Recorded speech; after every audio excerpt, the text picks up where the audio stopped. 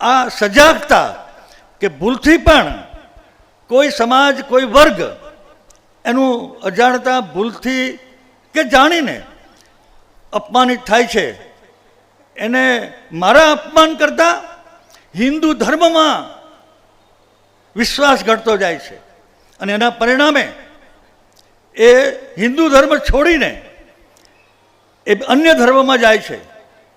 એનું પરિણામ શું આવે છે? કદાચ એ પરિણામ હું ભોગવવા નહીં જીવી શકું, પરંતુ એનું પરિણામ કદાચ મારી પેઢીને, દાખલા તરીકે ભારત આઝાદ થયો ત્યારે એક પણ જિલ્લો લઘુમતી નહોતો, એક પણ જિલ્લો હિન્દુ લઘુમતી નહોતો. આજે વધતો જાય છે, ભલે અહીંયા નથી આવ્યો, પણ જે રીતે વધતો જાય છે 800 જિલ્લા આજે હિન્દુ લઘુમતી થતા જાય છે.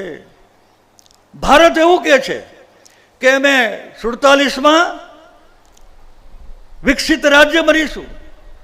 એના માટેના પ્રયત્નો પણ થાય છે, સ્થિર શાસન પણ છે, પ્રજાના સહયોગથી સ્થિર શાસન છે અને આપણે વૈશ્વિક રીતે સ્થિર છીએ. આપણને અસ્થિર થવાના ખૂબ પ્રયત્નો કરવામાં આવે છે, ભાઈબંધી પણ બનાવવામાં આવે છે અને વેપારની વાત આવે ત્યારે ભાઈબંધી તોડી નાખવા પણ આવે છે. આ સ્થિતિથી આપણે માહિતગાર છીએ ખરા.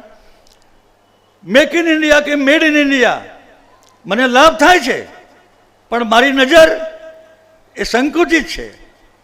મિત્રો, આપણે વાત કરીએ છીએ, ભાષણમાં તાળી પાડીએ કે 2047માં આપણો દેશ વિકસિત.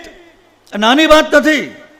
આપણી સાથે આઝાદ થયેલા બધા જ દેશો એ વિકસિત થયા છે.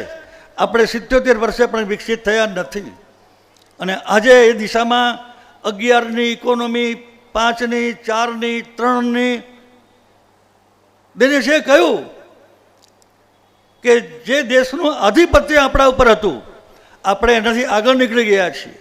આ બધું જ છે એ બધાનો આપણે ભાગીદાર, એના કરતાં પણ વધારે કહું તો લાભાર્થી. એનો પૂરેપૂરો આ વધતી જતી, બદલાતી જતી આર્થિક સ્થિતિનો મને ચોક્કસ લાભ મળે છે. હું ભાગીદાર છું, હું લાભાર્થી છું, પણ એ આગળ વધુ જાય એટલા માટે હું સક્રિય રીતે ભાગીદાર છું ખરો.